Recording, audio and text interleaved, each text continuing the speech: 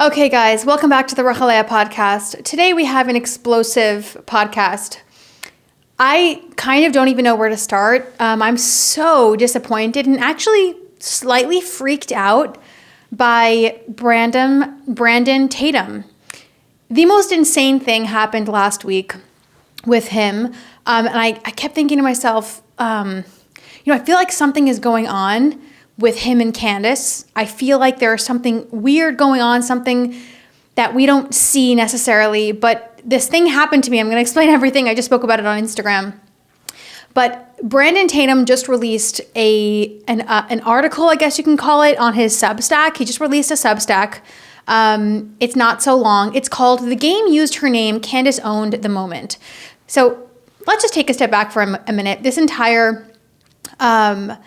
article is basically hyping up Candace Owens. Now, I just want to go back because we're on YouTube, we're not on Instagram. So some of my audience, I share an audience between Instagram and YouTube, but to the people here on YouTube who watched the interview that I did with Brandon Tatum last week, I brought him onto my podcast. I was so honored that he came. I have been such a big fan of Brandon Tatum for years. I've read his stuff. I've watched his podcast. I've listened to him.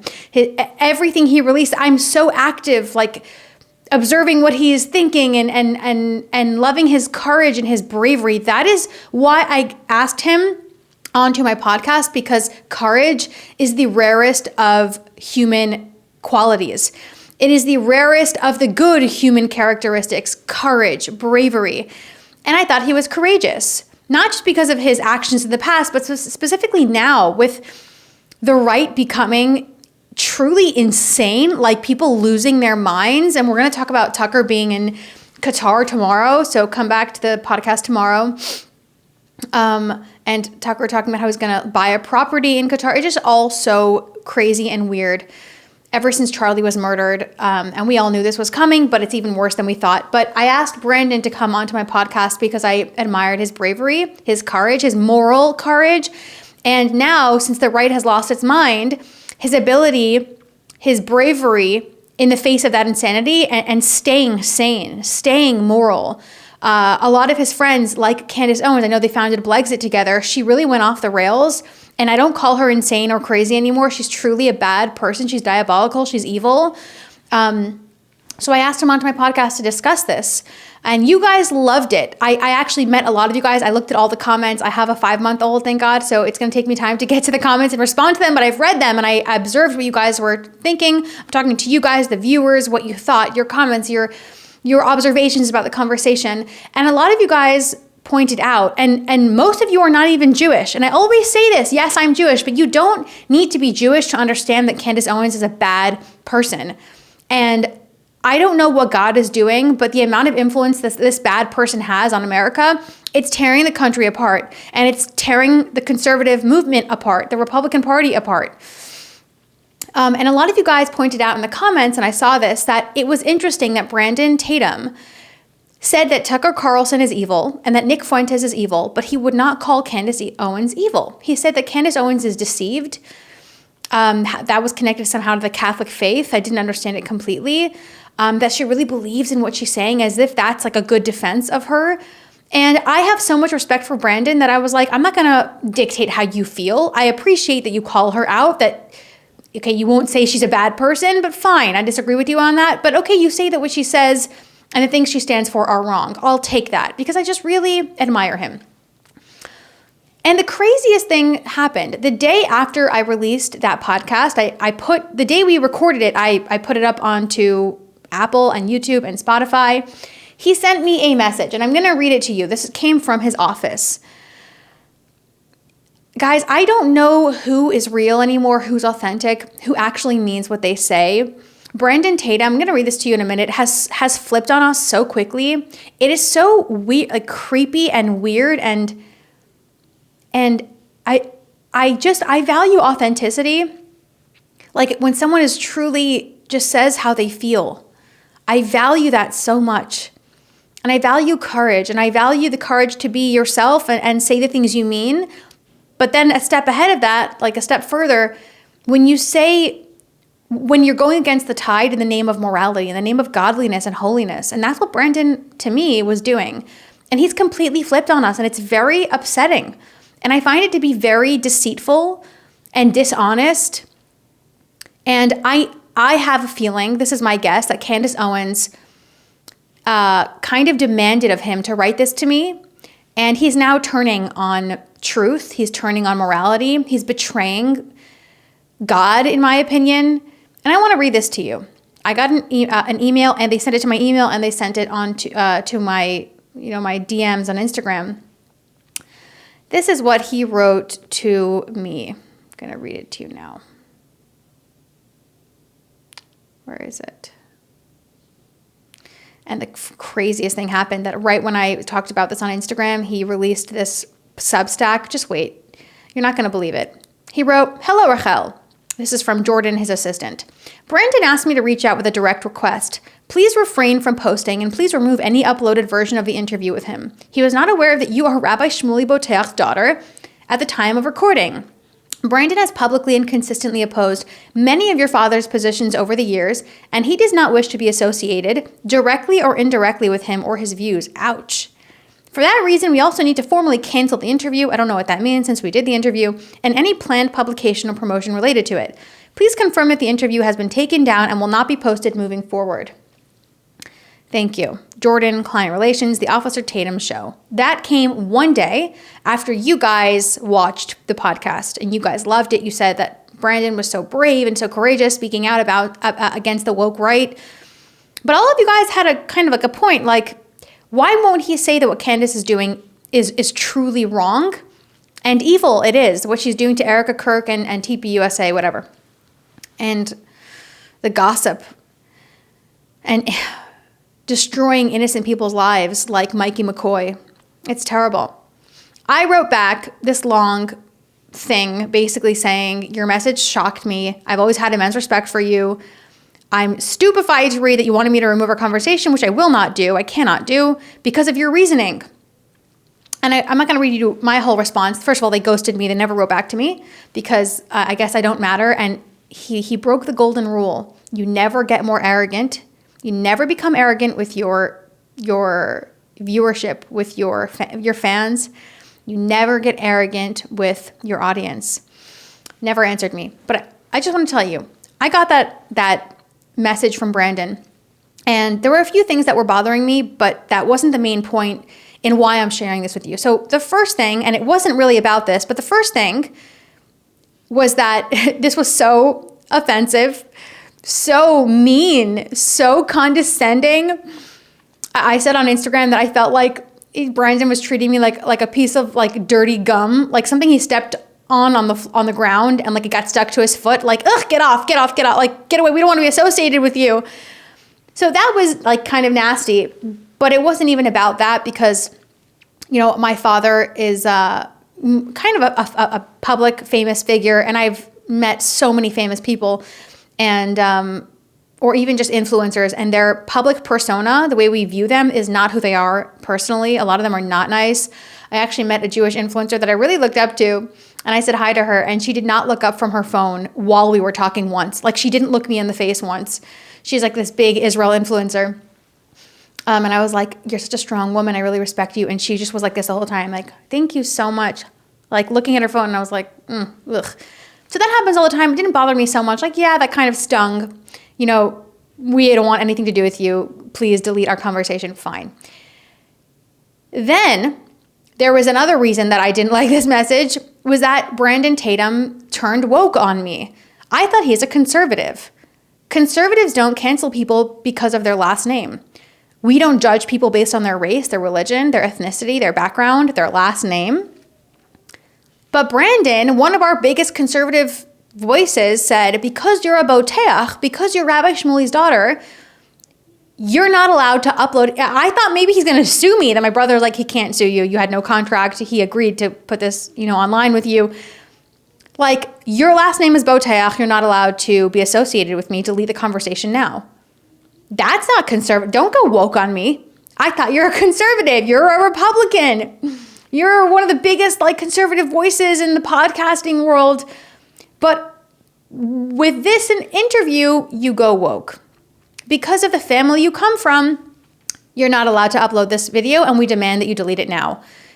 Very disappointing. And by the way, guys, I love my father with all my heart and soul. I was just eating dinner with him last night. We talk like every day.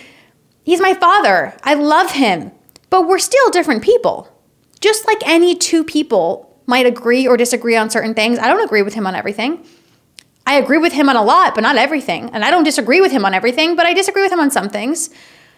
In what world is that like a conservative thing to do? We don't like your dad, so you have to delete this now. So that bothered me too, but it's not the reason I'm talking about this. Because I don't really believe in sharing like private messages with the world. And I did, email him back before I shared this, but they ghosted me because the audience, he became arrogant with his audience. Never do it, guys. It's always, always a mistake. But I'm sharing this because I have a theory. I believe that this message came from Candace Owens. Brandon has been not anti-Candace, but he has disagreed with her publicly, and I respected that, which is why I thought he was courageous, right? But in that interview, I called my brother after. I said it was really interesting. Like, he wouldn't go all the way and say, like, what she's doing to Turning Point and to Erica and to Jewish people is sick. He wouldn't say it. He said she's a really good person, but Tucker and Nick are evil. I know her heart. She's my sister. He called her sister on on his own podcast. My sister called my sister, called her on the phone. You can't call Nick and Nick Fuentes and Tucker Carlson evil and then leave out Candace. You just can't.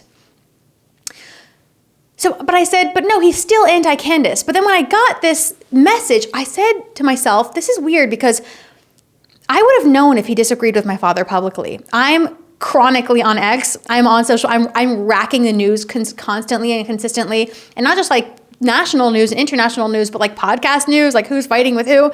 I'm pretty sure I would have known if Brandon Tatum, in his words, was disagreeing with my father for years. It never happened.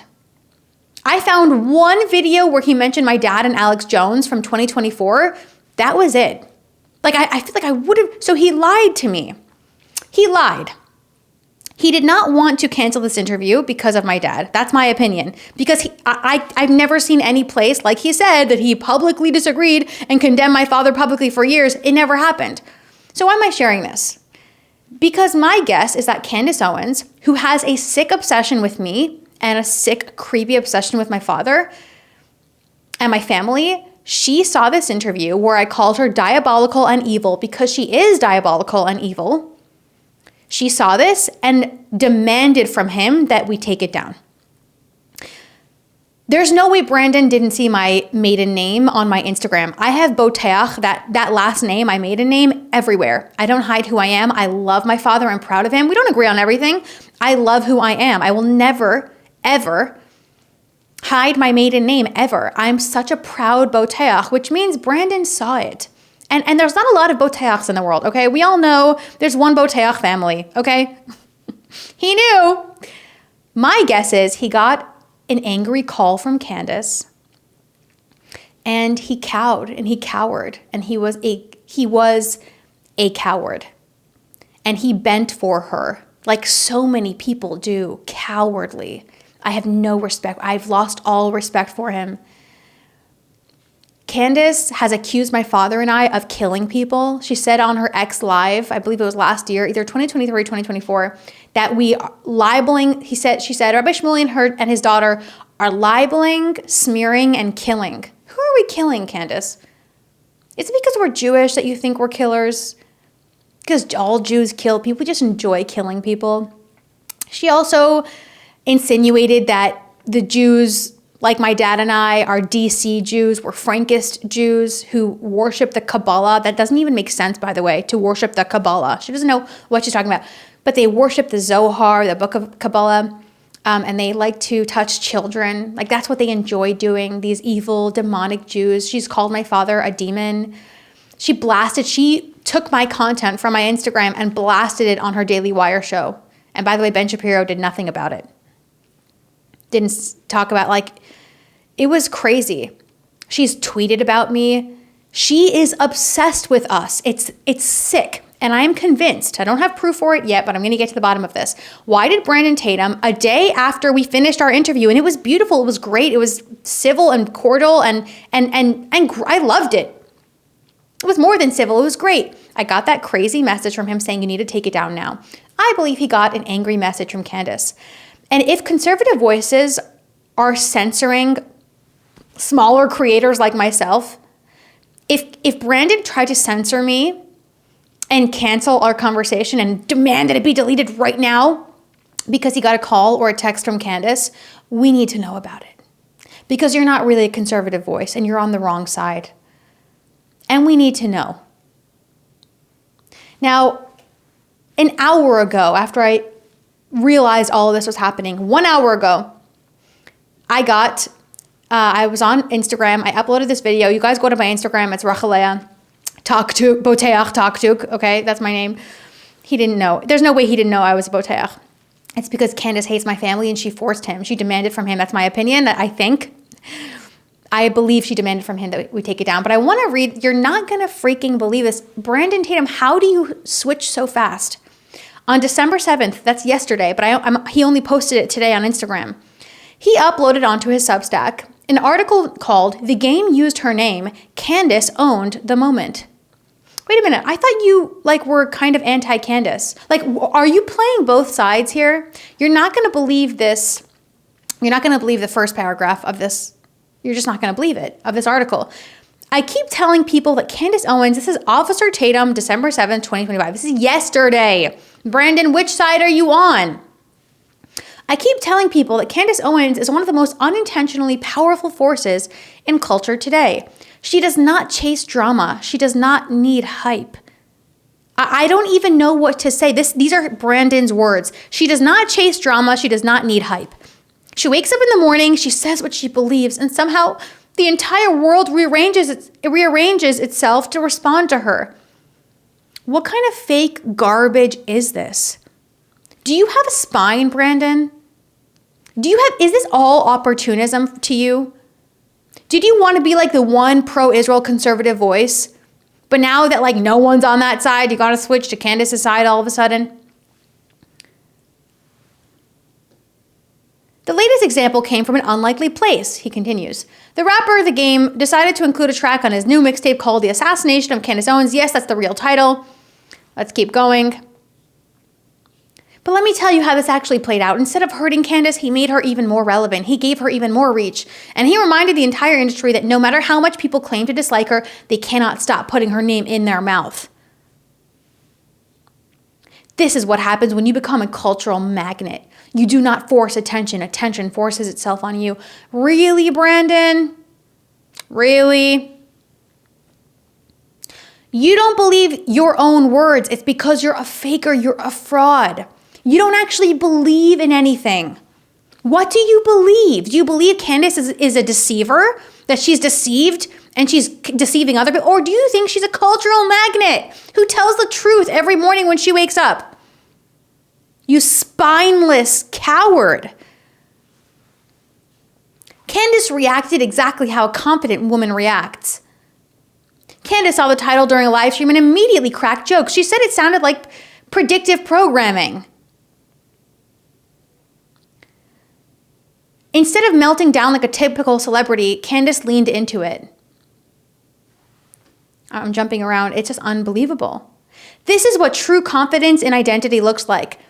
That is what happens when you do not let the culture tell you who you are. It's shocking.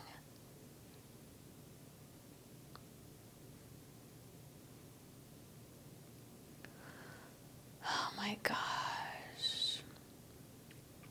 Candace does not have to create controversy. The controversy comes to her.